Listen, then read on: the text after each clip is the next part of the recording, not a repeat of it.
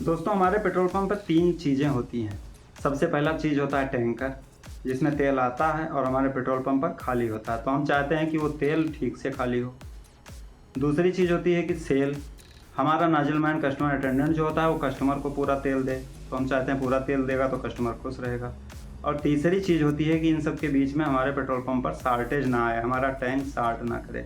आप लोगों में से बहुत लोगों का सवाल है कि पेट्रोल पंप पर टैंकर हम बार बार खाली कराते हैं, चैम्बर खोल कर खाली कराते हैं, हम डिप लेकर खाली कराते हैं, हम ऑटोमेशन से खाली कराते हैं, लेकिन फिर भी हमारा टैंक शॉर्ट हो जाता है, तेल कम खाली होता है। तो आज फिर से एक बार इसी के बारे में बात करेंगे। वैसे तो इस पर मैंने ऑलरेडी 2 वीडियो बना रखा है, लेकिन आपकी मदद के लिए एक बार फिर से इस पर बात करेंगे, तो अंत तक वीडियो पर बने रहिएगा जिससे सब कुछ समझ में आए। नमस्कार, मैं हूं संदीप पांडे और आप देख रहे हैं द ऑलराउंडर चैनल।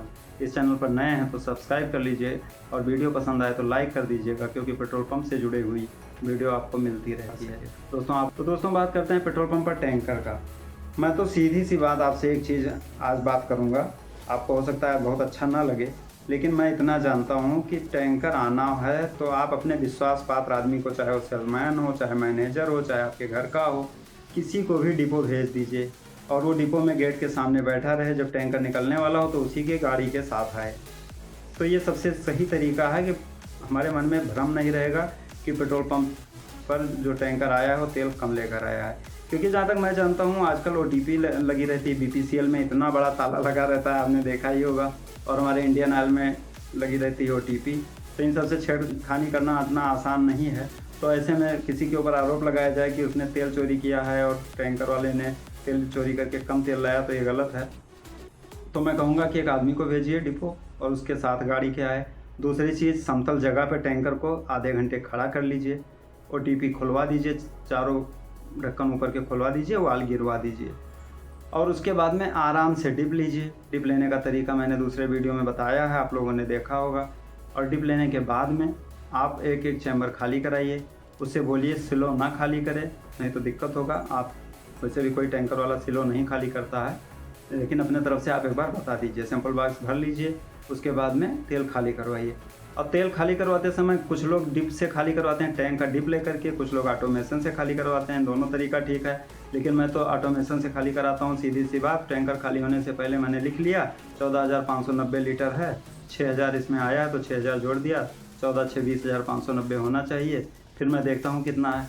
लेकिन मैं बताऊँ आपको, मेरे साथ भी ऐसा होता है कि अगर मेरे पेट्रोल पंप पर टैंक में तेल 4,000 है और 6,000 आया है, तो वो पता चलता है 90 लीटर 60 बताने लगता है।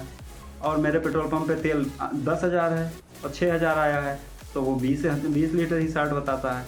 तो ये डिपेंड करता है कि टैंक में स्टॉक कितना है, इस पर भी। कभी कभी क्या होता है, टैंक रखा जाता है, बाद में लोड पड़ता है उस पर तो कर्व हो जाता है। हालांकि बहुत हिसाब से रखा जाता है RCC पर, लेकिन कभी कभी कर्व हो जाता है, थोड़ा तिरछा हो जाता है, इसकी वजह से भी तेल कम आता है। जब टैंकर खाली होता है तो थोड़ा तेल कम आता है। दूसरी चीज़ ये है, ये जो मैंने अभी बताया, टैंक में स्टॉक 4,000 है, 6,000 खाली हुआ तो कुछ और शॉर्टेज आएगी, 10,000 है तो कुछ और शॉर्टेज आएगी, 12,000 है तो कुछ और शॉर्टेज आएगी। तो इन सब चीज़ों का एक आप निष्कर्ष निकाल लीजिए कि हमारे यहाँ किस रूप में टैंकर खाली होता है। फिर आप ये सोचिए, अपने मन में रख लीजिए कि इतने पे इतना स्टॉक रहता है तो खाली होता है। तब आप बताइए कि क्या कैसे खाली होता है, सोचिए, तब बताइए किसी को कि हमारा टैंकर कम खाली हुआ, तेल चोरी हुआ है। क्योंकि ऐसे किसी के ऊपर उंगली उठाना अच्छी बात नहीं है। क्योंकि पेट्रोल पंप पे जो टैंकर है, ऑटोमेशन में जो डिप रॉड लगा होता है, सेंसर लगा होता है, जिसको प्रोब रॉड बोलते हैं, तो प्रोब इतना सही आइडेंटिफाई नहीं करता है कि एक्यूरेट आपको तेल बताएगा। अगर आपका 6,000 तेल आया है और 5970 लीटर दिखा रहा है, तो आप ये मानिए एक्यूरेट खाली हो रहा है। तो ये सब चीज़ें ध्यान दीजिए बारीकी से। उसके बाद में कोई दिक्कत आता है तो कमेंट कीजिए, मैं आपके सवाल का वो भी जवाब दूंगा। मिलता है नेक्स्ट वीडियो में, तब तक के लिए नमस्कार।